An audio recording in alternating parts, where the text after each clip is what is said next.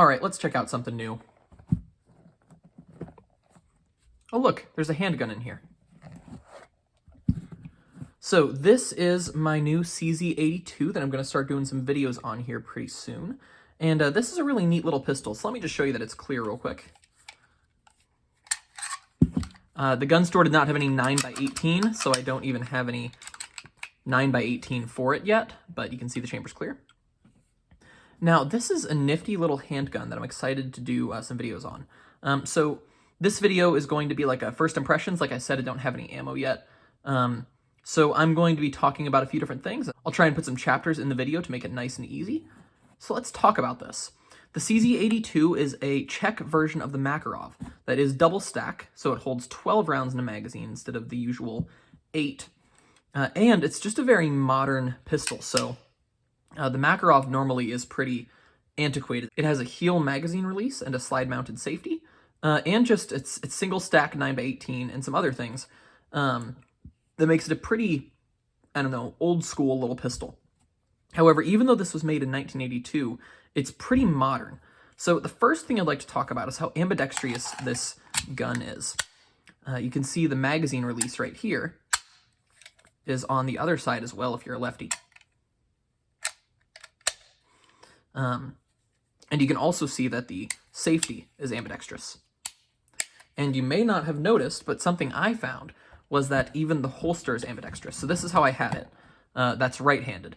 However, the magazine right here can be switched to the other side, and then the gun can be inserted here for a lefty. Now, that's pretty neat to me that they even went as far as making the holster ambidextrous. So let me take it back out of there. I bought this as a whole complete set, so you can see right here the markings on there, SHE-87, and then the crossed swords, which are the markings of the Czech military or whatever that is. So it also has that marking on the holster with the crossed swords, and hopefully maybe I can find a way to clean that up a little bit to make it look a little neater. And then the holster also has a place on either side for the cleaning rod / screwdriver disassembly tool.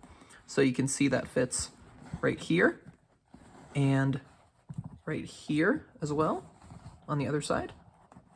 And then there's also room for another magazine, like where the barrel was originally. And then all the way tucked down in the bottom, there is a lanyard. Now, this is one of those pieces of equipment that's kind of old school, but the idea is that you can hook the lanyard through the lanyard ring, and then either if you're on horseback or something like that, you can tie this side to some of your gear, and then if you drop it, you are still retaining the gun. You can grab it again. I think this holster is a very neat part of the equipment. You can see the attachment right there. Yeah, I really actually like this holster quite a bit. So I would say that this, being made in 1982, is probably one of the most ambidextrous guns of its day. Now the slide release is, let me get that back. The slide release, is only on one side, so there's nothing on the other side, but you can release the slide. And I guess also the ejection is only at one side. So one other really cool thing about this pistol, and it was part of why I was looking for it, is it is single action and it is double action. I'm just gonna put my finger in there. So it's a single double, which is pretty cool. Yeah, I'm excited to take this pistol apart. So the field strip is pretty easy. Now on this one, it needs to be clean still, so it's actually a little tougher than usual. Let me throw the magazines out of the way. So I need to put my finger right here, which is normally not advisable, but we know it's empty. So you pull the trigger guard down, and then you can cock the hammer to make this easier. Pull the slide back, and then lift it up, and then it releases. So then you have the pistol, the spring, and the slide. Up here, you can see just how much gunk is on there. I wiped my finger on the feed ramp already, but if I do it again, you can see there's just a lot of black on there. So this pistol is not clean right now, and I think that's part of why I'm having one problem where the magazines are, the release is very stiff. One other thing to note while we have it pulled apart is that this gun has polygonal or polygonal rifling. So if I pull this up right there, it looks like it is a smooth bore.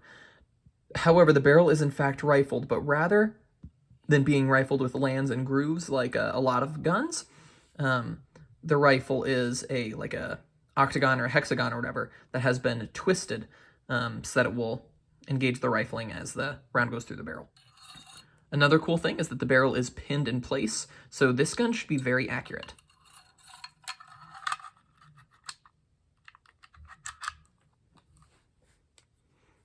Get that back. Like I said, the magazine release is a bit stiff on this one, so it's kind of hard to get my finger in there and press it, although I can. I don't know if I could do it with a regular grip. Yes, that one I can't really do. My finger's not quite big enough, but maybe I could do like that, use support hand magazine release. Like that. Hopefully when I can get that figured out, take down this pistol and clean it really well, it will also be able to just drop the mag right away. So like I said, I need to clean this gun all the way through like you do with all new milsurps, and I need to get some ammo for it like you do with all new guns. So for a gun being manufactured in the 80s in the Czech Republic, this seems like it's actually a pretty modern pistol, which I think is really cool. It fits well in my hand. I wish the magazine release was in a little bit more of a comfortable place for me, but other than that, this is a really neat pistol that I'm excited to get a chance to bring to the range and use, maybe carry someday, who knows. But yeah, I think it's a neat little pistol. So if you enjoyed this video, thank you so much for watching, and I will catch you guys later in the next video, hopefully next Saturday. Goodbye.